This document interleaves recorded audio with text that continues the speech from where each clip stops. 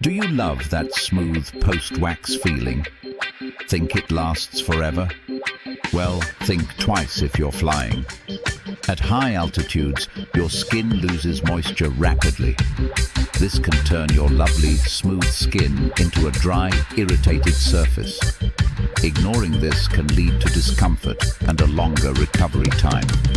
Inside an airplane, humidity levels plummet. They can get dangerously close to zero. This dry atmosphere causes your skin to lose hydration almost immediately after waxing. As your skin dries out, it becomes less elastic. This makes it more vulnerable to stress and irritation. Most standard water-based lotions aren't effective in these conditions. When your skin is dehydrated, walking or sitting can create friction.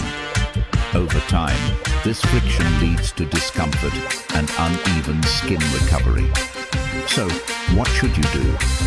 First, stop relying on regular moisturizers. They evaporate quickly in low humidity.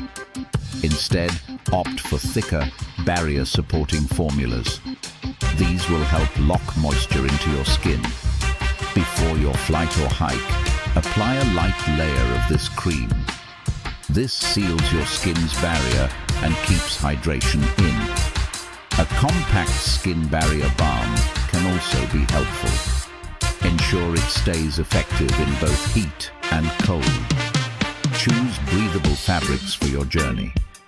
This will help reduce unnecessary friction as you move. Once your journey is over, support your skin's recovery. Use calming and nourishing ingredients for the best results.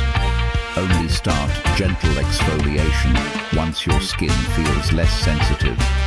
Remember, protecting your skin is all about 3 steps: locking in moisture, reducing friction, and supporting recovery.